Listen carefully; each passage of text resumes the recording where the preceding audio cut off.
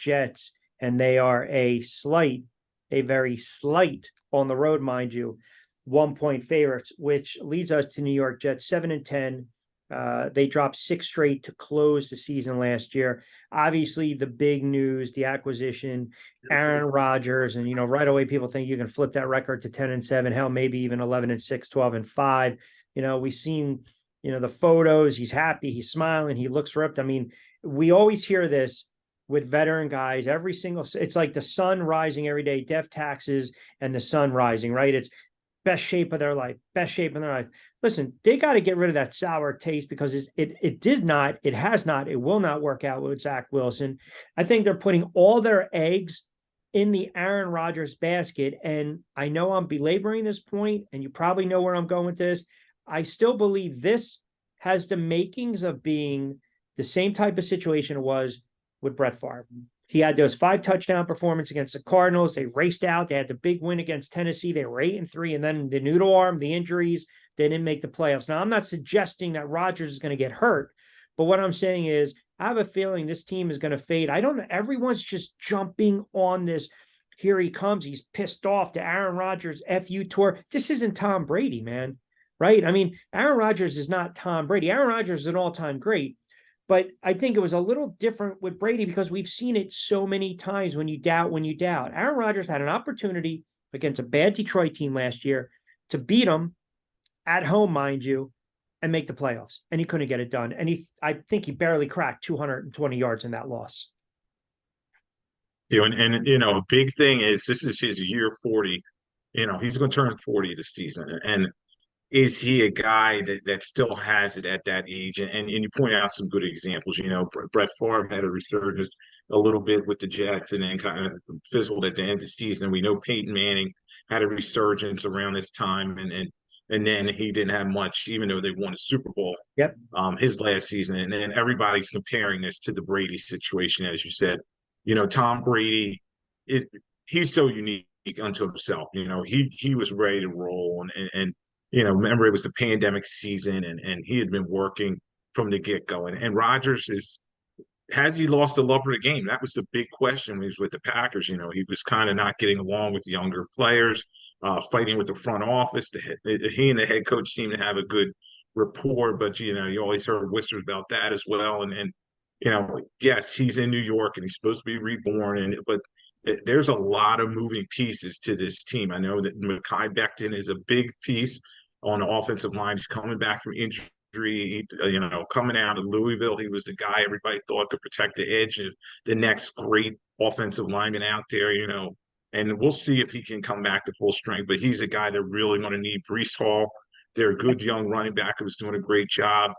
He's going to need to come back and be healthy. And then Rodgers is bringing some older players with him, like Randall Cobb and some other guys. And then how do they fit with Garrett Wilson and some of these other players that are left over? So, it was a story of two sides of the ball for the Jets last year. They only scored about 17 points a game, which was 29th in the league, 18 points a game or so, which was 4th in the NFL. So, Sauce Gardner and the rest of those guys on defense, they do have a very good defense, but is Rodgers ready to step in there and be the leader? And then, the off season, they have a limited amount of time to work. It's not as much as they were in the past. Can he gel with these guys and get them moving? And of course, as you said, stay healthy is the big key for them. Jets plus 250 to win the AFC East. This would alarm me if I'm a Jets fan. So they open with Buffalo, on the road against Dallas, home against New England. Look, Belichick is still Belichick. I get it. There's no Brady. It's Jones. New England always beats them. At home against Kansas City, on the road against the new-look Broncos, then back home against the Philadelphia Eagles. That is a brutal stretch to start a season. Buffalo, Dallas, New England. I mean, you're talking 1, 2, 3, 4, 5, 6 games, a bye, and then the Giants. If this team's 2-4, 1-5, all of a sudden, same old Jets. If they're 3-3, 4-2, you might have a different feel going into that bye. So the first couple of games are going to totally dictate their season. And I don't know how much stock do we put in this Aaron Rodgers having fun and revitalized and reborn and looks jacked and shredded and went into the cave and the hole and he's come out this new man, this person. You still ultimately, you have an offensive line that at times can be shaky. You have an aging quarterback. He got nicked up, banged up last year. So I don't know. I mean, listen, if they're 2-4 and he's thrown 5 picks in 6 games, then you just can, not going to pass the smell test. You know where the season's heading, right? So I don't know. Right. If they don't make the playoffs, we would both agree that it's a major disappointment. I mean, you bring in Aaron Rodgers, expectation is to win a division and make a deep run into the playoffs. Yeah, and all the talk, don't forget, they gave up. It could be possibly a number 1, and they gave up a 2 Oh this year. yeah. So, Yep. depending on his playing time, and then Yep. you get the expectations too. All the back pages of the paper in New York City. This is not Green Bay, and all eyes are going to be on him. Yes, the Giants are still a big story last year with Dan Jones. They made the playoffs and won a game.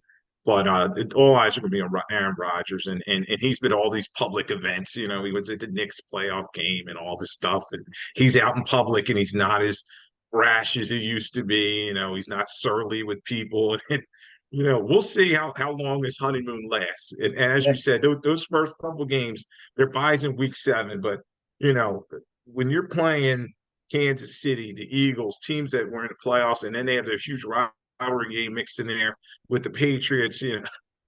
There's a lot to be said, and they got to get him ready. And Robert Saleh, he is on the hot seat. Woody Johnson's a guy, he invests, but he wants results. And we know the Jets have not won the Super Bowl since Joe Namath. It's been a very long time, and their fan base and their owners really want to see that change.